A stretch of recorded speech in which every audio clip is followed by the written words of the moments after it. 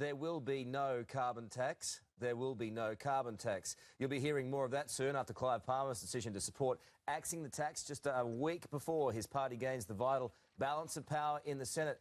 For more, we're joined by Malcolm Turnbull and Tanya Plibersek. Good morning. Nice to see you both. Hello. Would you all please be upstanding for the President of Australia, Mr. Clive Palmer? President Palmer, PP for short.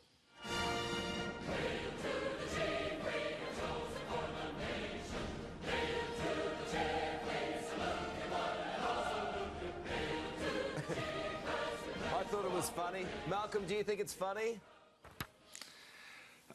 It's certainly a pretty funny, peculiar. I'm not quite sure what Al Gore thought he was doing there, although I must say Al's looking very svelte, Tanya, don't you think? He used to be very bulked up, but maybe he's going to put Clive into training and then we'll have a lean and hungry Clive Palmer. I guess that's what retirement does for you, Malcolm. You've got a bit more time to look after yourself. You must have thought it was a bit odd, though, Tanya. No. But Tanya, she must have thought... Did you have a crush on Al Gore at any point? Oh, I've admired his environmental activism for many years. And what about now? I'm still actually very admiring of his environmental activism. I mean, you've got to take a step back and say, what has this achieved? It means that Clive Palmer is backing Labor's renewable energy policies, the renewable energy target, the Clean Energy Finance Corporation. These are big advances. You've got to remember Clive Palmer's a bloke who's made a lot of money out of coal. He's now saying, yes, climate change is real. Yes, we need to limit pollution. We need to find an effective way of doing it. He's done his bit for the environment. Well, I think he might be coming to a position where he's going to do something for the environment. I couldn't comprehend that. I mean, it was a great bit of genius PR-wise, but I just couldn't comprehend that. Malcolm, for you, what was it like watching those two together? Well, as I say, it was very much the odd couple. I mean, Clive has got very big coal holdings. He's got a big nickel smelter. He's a big carbon tax liability.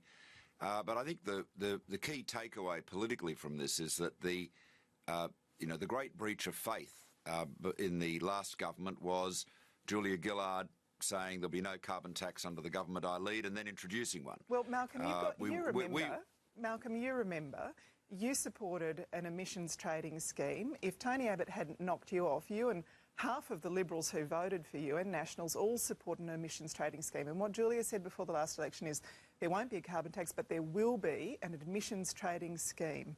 Unfortunately, but then she introduced a carbon tax. And what I know that was the unfortunate bit, breaking the promise. Well, it is unfortunate breaking the promise. Yes, and what we wanted to move to now is an emissions trading scheme. Labor's policy is consistent. 2007, 2010.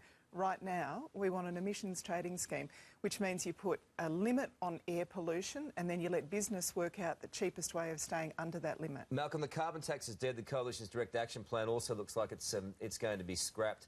There'll be no ETS at this point. You can't be happy with your government's policy or lack of policy in regards to climate change, can you? You of all people. Well, I support all the government's policies, naturally. I'm a cabinet minister, and if the Once more with carbon feeling, tax, Malcolm. Okay, it's early in the morning here in Melbourne. It's even colder than in Sydney.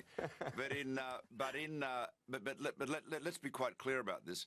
Clive Palmer has said his senators will vote against the direct action scheme, which is the Coalition's alternative to an emissions trading scheme. It's up to the Labor Party. If the Labor Party supports it, if the Labor Party accepts that the carbon tax is going to be repealed, and that's clear it will be, and if the Labor Party may be sad to see it go, but if they want to support direct action, then it will be passed.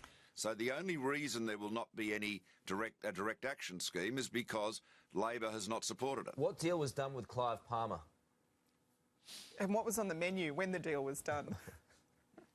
Well, I don't know. I wasn't. This is at the breakfast with Tony Abbott. Are you talking about? Yeah. Yeah. Well, I'm sure. Well, you know, Tony is a super athlete. I'm sure it was a very austere breakfast. You must know what deal was done, though. If there was a deal done, come on, Malcolm. No, I don't. I think there's just discussions going on. There's a whole range of issues. And, you know, without being pejorative, there's always going to be horse trading in the Senate. You know, there are crossbenchers. There will be discussions between the major parties, but between the parties on the crossbenchers, and as to what emerges from it and what gets through and what doesn't get through, well, you don't know until it's over. And that it has been ever thus. Just on the subject of breakfast, I know Tanya, just before we went on air, asked you where you were going in Melbourne for breakfast. This is what Clive had to say about the breakfast. Good morning, Mr. Palmer. Looking forward to breakfast this morning? Well, I'm always looking forward to breakfast, don't you? I mean, just gets you going. He's a character. He's a character.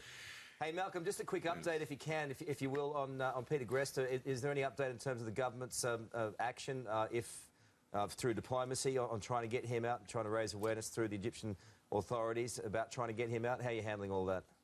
Well, when I saw Julie Bishop last night, she was still looking forward to speaking again to the Egyptian foreign minister.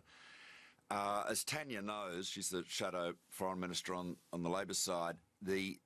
Look, we are all appalled by this unjust verdict, this unjust decision. I mean, Peter Grester was in Egypt doing his job. He was not undermining anyone, plotting against anybody. He was just doing his job as a journalist, and the poor man has been caught in a political vice between the new Egyptian government on the one hand and the government of Qatar on the other hand, which owns Al Jazeera, the big international news service that he works for. So he was in the wrong place at the wrong time, but he is being unjustly punished. Now, having said that, in order to secure his release, we have to engage with the Egyptian government respectfully and explain our position. There is no point.